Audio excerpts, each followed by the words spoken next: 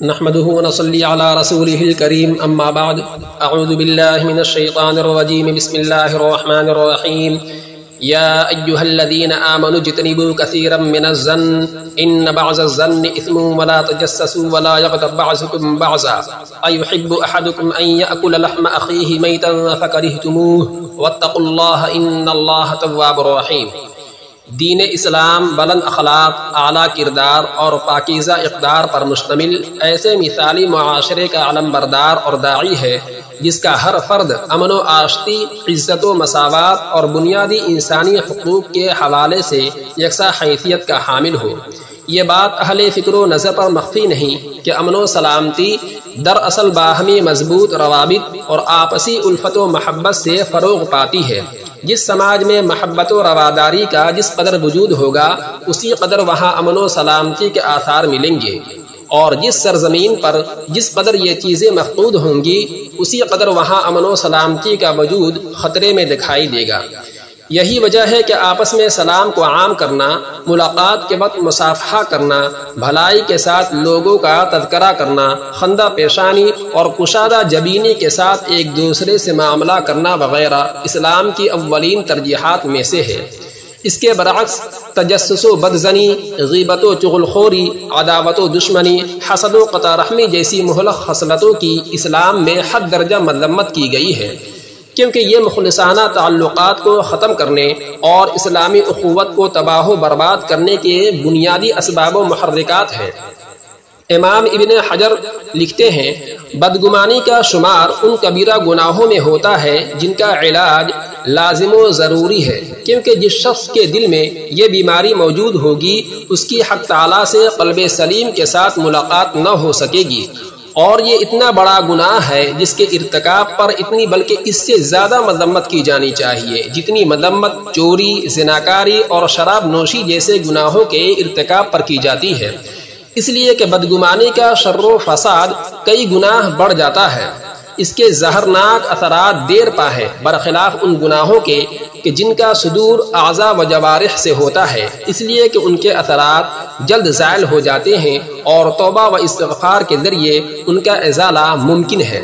بدگمانی لوگوں کے مابین قربت و محبت کا جذبہ ختم کر دیتی ہے، اخوت و دوستی کو رقابت و نفرت میں بدل دیتی ہے، خوشگوار تعلقات کے آب گینے کو سنگ زنی کا نشانہ بنا دیتی ہے۔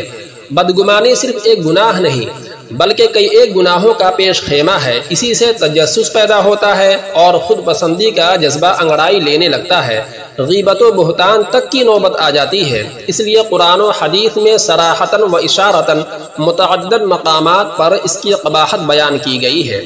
بدگمانی کی مذمت کرتے ہوئے اور بہت زیادہ گمان سے بچنے کا حکم دیتے ہوئے حق تعالی شانہ ارشاد فرماتے ہیں، اے ایمان والو، بہت سے گمانوں سے بچو، یقین مانو کہ بعض گمان گناہ ہے، اور بھید نہ ٹٹولا کرو اور نہ تم میں سے کوئی کسی کی غیبت کرے۔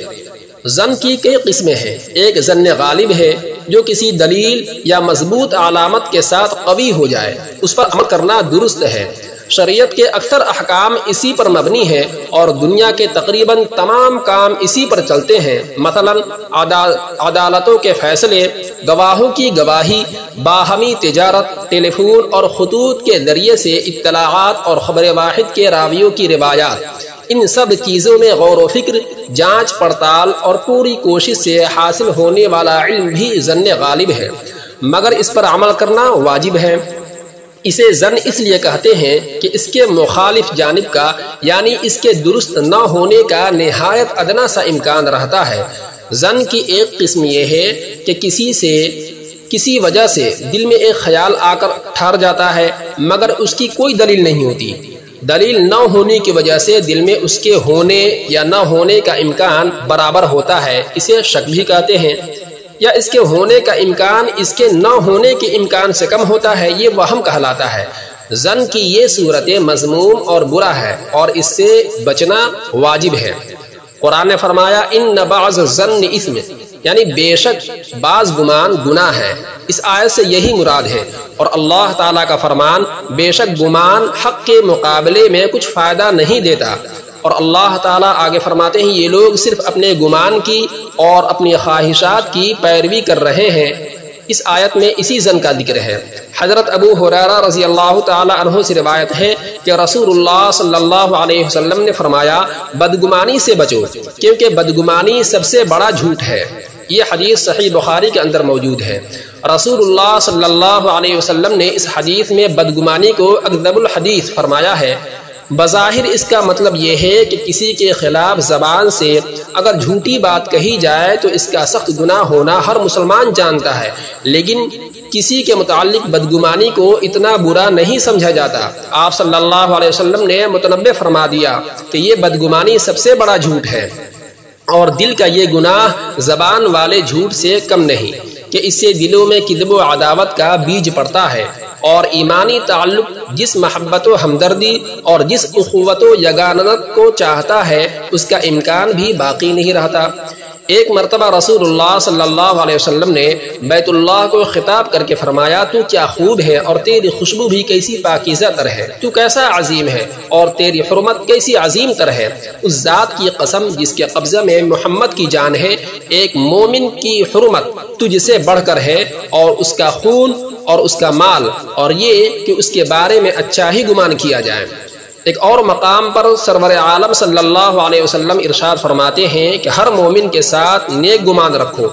اس حدیث کی شرح میں علماء ربانیین لکھتے ہیں اگر کسی شخص میں 99 دلائل بدگمانی کے ہوں لیکن ایک راستہ حسن زن کا ہو تو عافیت اسی میں ہے کہ حسن زن کے اس ایک راستے کو اختیار کر لیا جائے، کیونکہ بدگمانی پر اللہ تعالی قیامت کے دن مقدمہ دائر فرمائیں گے اور بدگمانی کرنے والے سے پوچھیں گے کہ بدگمانی کے تمہارے پاس کیا دلائل تھے۔ اس کے برعکس نیک گمان پر بلا دلیل انعام عطا فرمائیں گے۔ غور فرمائیے کہ کتنا احمق ہے وہ شخص جو مفت میں ثواب لینے کے بجائے اپنی گردن پر مقدمات قائم کرنے کے انتظامات کر رہا ہے اور اپنے لیے مصیبتیں تیار کر رہا ہے۔ نیک گمان کر کے مفت میں ثواب لو اور بدگمانی کر کے دلائل پیش کرنے کے مقدمات میں اپنی جان کو نہ پھنساؤ۔ عام طور پر بدگمانی کے نتیجے میں بغض اور کینہ بھی پیدا ہو جاتا ہے اور دل صاف نہیں رہ جاتے، جبکہ حضرت صلی اللہ علیہ وسلم نے ایک مرتبہ حضرت انس رضی اللہ تعالی عنہ کو خطاب کر کے فرمایا تھا کہ اے بیٹے، اگر تم کر سکو کہ صبح و شام اس حال میں کرو کہ تمہارے دل میں کسی کے لیے بھی میل نہ ہو تو ایسا کر لو، اس لیے کہ یہ میری سنت ہے، اور جو میری سنت کو پسند کرتا ہے وہ مجھ سے محبت کرتا ہے، اور جس نے مجھ سے محبت کی وہ جنت میں میرے ساتھ ہوگا۔ کتنی بڑی بشارت ہے ان لوگوں کے لیے جو ہر طرح کی بدگمانی اور کینہ و کپٹ سے اپنے دلوں کو پاک رکھتے ہیں۔ بدگمانی کا اب علاج کیا ہے؟ اگر کسی کے بارے میں برے خیالات پیدا ہوں اور بدگمانی کی صورت پیدا ہو جائے تو حضرت صلی اللہ علیہ وسلم نے اس کا علاج بھی تجویز فرمایا۔ آپ ارشاد فرماتے ہیں 3 چیزیں میری امت کا پیچھا نہیں چھوڑ سکتی۔ نمبر 1 فال، حسد اور بدگمانی، یہ 3 چیزیں ہیں۔ سوال کیا گیا کہ ان کے برے نتائج سے کیسے حفاظت ممکن ہے؟ آپ صلی اللہ علیہ وسلم نے فرمایا اگر حسد پیدا ہو جائے تو اللہ سے استغفار کرو، اگر بدگمانی پیدا ہو تو عمل اس کے مطابق نہ کرو، اس کو ذہن سے نکال دو، اگر فال ہو تو بھی فال بد کی وجہ سے عمل ترک مت کرو۔ کسی کے بارے میں محض خیالات کا آ جانا قابل مواخذہ نہیں، اس پر پکڑ نہیں۔ ایک حدیث کا مضمون ہے کہ اللہ تعالیٰ نے میری امت کے وسوسوں کو معاف کر دیا جب تک کہ وہ وسوسوں کی حد تک رہے اور ان کو دور کیا جاتا رہے۔ یہ حدیث بخاری شریف کے اندر موجود ہے۔ لیکن اگر اس پر عمل شروع ہو گیا اور گفتگو کی جانے لگی اور ذہن میں وہ چیزیں بیٹھنے لگی تو اس پر مواخذہ ہوگا۔ اسی لیے حضرت صلی اللہ علیہ وسلم نے اس کا علاج یہ بتایا کہ اگر برے گمان پیدا ہونے لگے تو اس کو باقی نہ رکھا جائے۔ اکثر مواقع پر کسی کے بارے میں سوء ظن یعنی برا گمان قائم کر لینا 3 خصلتوں کے سبب ہوتا ہے جن سے بچنا، اجتناب کرنا ضروری ہے۔ نمبر 1 اجرت پسندی اور بے صبری۔ نمبر 2 کسی کے عیوب تلاش کرنے میں تجسس۔ نمبر 3 یک طرفہ کسی کی برائی سننا اور طرفین سے یعنی دونوں طرف سے تحقیق کیے بغیر اس پر اعتماد کر لینا۔ جس طرح کسی کے بارے میں بدگمانی کرنا گناہ ہے، اس طرح اسی طرح بدگمانی کا موقع فراہم کرنا بھی جائز نہیں، مگر آج کل لوگ صرف بدگمانی کرنے کو غلط سمجھتے ہیں، حالانکہ بدگمانی کا موقع دینا اور زیادہ غلط ہے۔ بخاری شریف کی ایک حدیث میں ہے کہ آپ صلی اللہ علیہ وسلم ایک مرتبہ مسجد میں رمضان کے آخر عشرے میں اعتکاف فرما تھے۔ آپ کی بیوی حضرت صفیہ بنت حی رضی اللہ عنہا آپ سے ملنے آئی، کچھ دیر گفتگو کرنے کے بعد جانے لگی۔ آپ صلی اللہ علیہ وسلم ان کو چھوڑنے مسجد کے دروازے تک آئے تو دو انصاری وہاں سے گزرے اور انہوں نے آپ صلی اللہ علیہ وسلم کو سلام کیا۔ آپ نے فرمایا خبردار یہ صفیہ ہے، یعنی یہ گمان نہ کرو کہ کوئی دوسری عورت میرے پاس ہے، بلکہ یہ میری ہی بیوی صفیہ ہے۔ ان دونوں نے کہا کہ سبحان اللہ یا رسول اللہ، یعنی ہم آپ کے بارے میں کیسے بدگمان ہو سکتے ہیں یا کیسے بدگمانی کر سکتے ہیں، اور ان پر یہ بات شاک گزری۔ تو آپ صلی اللہ علیہ وسلم نے فرمایا شیطان انسان میں خون کی طرح دوڑتا ہے، اس لیے مجھے خوف ہوا کہ وہ کہیں تمہارے دل میں بدگمانی پیدا نہ کر دے۔ خلاصہ کلام یہ ہے کہ اپنے گمان کو صاف رکھیے اور سوچ کو پاکیزہ بنانے کے لیے ضروری ہے کہ ہم تمام وقت اس احساس کو تازہ رکھیں کہ ہم امتحان میں ہیں۔